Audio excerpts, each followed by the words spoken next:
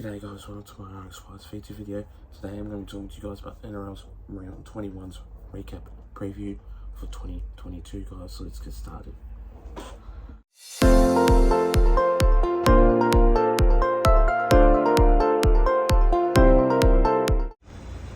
So starting off with this first game of this match, we see the Roosters going up against the Broncos. Now, wow, 34-16, very good clash this was. Very epic game. The Roosters came out on top to make a very good win. And yes, they did. They made a very good win. The Roosters, yes. I'll be surprised if the Cowboys beat the Roosters in the other round, but that's not to decide yet. But in this game, wow, did they have some performance. Did they have some really good defense. They had very good team that can get over the line very well. And as I predict that the Roosters, yes, made a very good win, and they obviously did. 34-16 in that game. Very high potential scoreline, not very high, but average game of football. That was the Roosters, really good defensive team, as I would say. Excuse me. But in my defense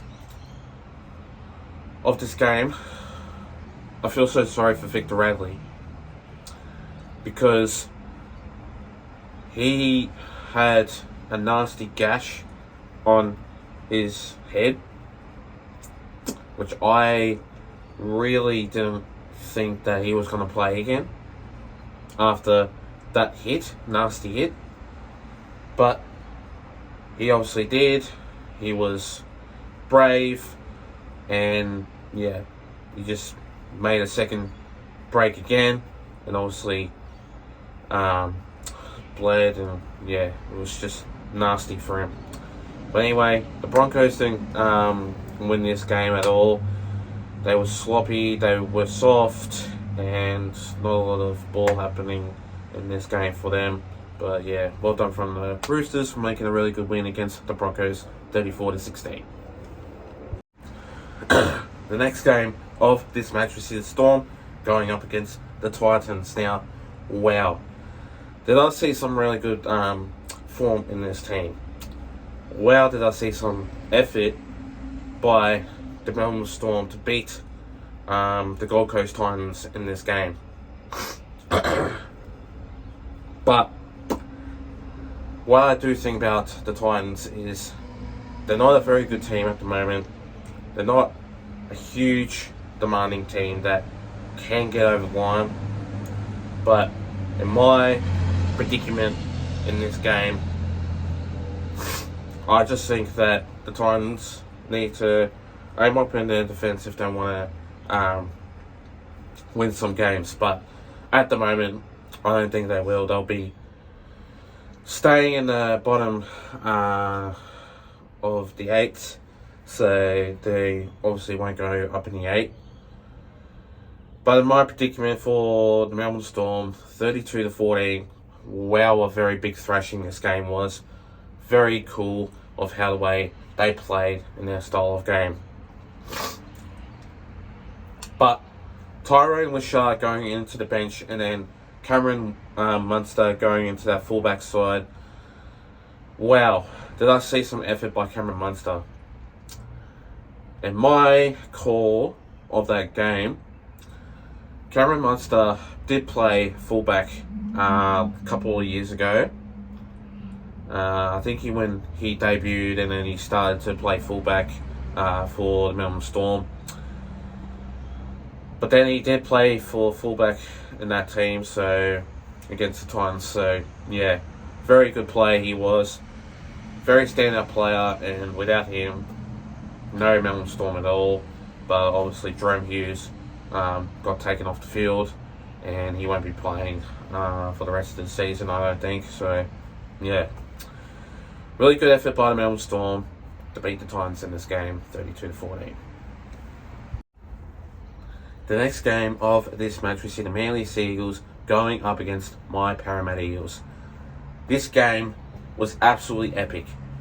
Instrumental game that changed the way, the history in that game. And wow, I literally thought that the Manly Sea Eagles were going to win in this game. 100%. Because last time we played against them at Manly's home game, they didn't really let us win at all. But now that's changed. 36-20. Very close scoreline.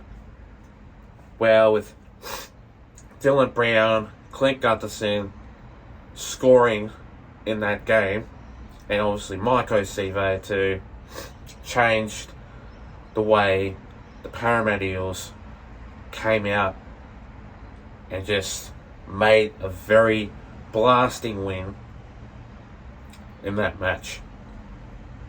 And obviously, wow, did I see some really good form by this team. Did I see some really good effort by the Parramatta Eels. And Mike O'Sive just came out of nowhere and just scores a couple of tries for the team, which I obviously didn't think that Parramatta Eels weren't going to do. But thankfully, in my predicament, they obviously did. And wow, I saw some really good effort by the Eels, but for the Manly Sea Eagles, unfortunately, you guys didn't win. But yeah, 36-20 in this game. The next game of this match, we see the Rabbitohs going up against the New Zealand Warriors. Wow, 48-10. Did I see some really good form by the South Sydney Rabbitohs? And I knew for a fact that the South Sydney Rabbitohs were going to win in this game. And they obviously did. I knew for a fact that the South Sydney Rabbitohs were going to win against the Warriors, because in my head, that the New Zealand Warriors aren't a very good team at the moment. They are struggling so bad, and I didn't think that the Warriors were going to struggle in that game. But last week I did say that they were on $1.10, and and the Warriors were basically on $7. That was the reason why that the Rabbits thrashed the Warriors in this game. That was why I predicted the Rabbitohs to win against the Warriors. But in my sense of form, the South Sydney Rabbitohs played a very good game. And what I did think about this game was the Rabbits, with Latrell Mitchell, he played a splendid game. With Damien Cook, he played a splendid game. Obviously with Isaiah Tuss, I think so, I'm not quite too sure. He did play a very good game. So, yeah, not a very good, easy win. 48 points to 10 in that game, and the Warriors played soft in that match. The next game of this match, we see the Raiders going up against the Panthers. Now, 26 points to 6. The Panthers came out on top and made a very good win. Not a very easy win. The Raiders are another shocking team that can't make another win, unfortunately. But it's like saying, from my point of view, that the Raiders are not a very good team. But they are, yeah. But they can't win against the Panthers at all. And in my sense of form, the Panthers with obviously Dylan Edwards. He played a very good game, obviously scoring a couple of tries. I think only one or a couple anyway, so I'm not exactly too sure. But usually the Panthers are a very good team, but without no the 2-star players, Jerome Luai and Nathan Cleary, they still win. Even though if it's without Jerome Luai, Nathan Cleary, Stephen Crichton, they still win. But the Raiders, with Ricky Stewart saying stuff about Jamin Salmon, that's not on. And just because he's done something to your player doesn't mean that you came out and you're going too far. So, yeah, you should be ashamed of yourself. Anyway, that game was a very good game by the Panthers to beat Raiders 26-6. The next game of this match, we see the Sharks going up against the Dragons. Now, 24-18 in this game. Wow, did I see some effort by the Sharks. Only just in the second half, coming out on top to make the winning try for this game. I think it was Andrew Fafita. I'm not exactly too sure, but I think it is. But anyway, that game was very close, which, my predicament, I didn't think that the Sharks were going to win at all by stumbling the play, knock-ons, forward passes, little drop balls. Wow, did I see some effort by the Dragons. Very close game this was, and in my predicament, usually the Sharks are a very good team. But Nico Hines playing his style of form, wow, did I see some effort by him. And from him, making a very good play. He was, I reckon, my man of the match. But with Kate Dykes debuting for the team, congratulations on you. But then for obviously Lachlan Miller going into the fullback side, which I didn't think that was going to happen. But yeah, wow. That was very good. But anyway, close game that was, 24-18 in this match. The next game of this match, we see the Bulldogs going up against the Cowboys. Now, this was played at Salter Oval in Bundaberg. In my consideration, right, I was trying to find where Salter Oval was. But then in the last minute, it came up Bundaberg. Wow. Another country game that was. Very small.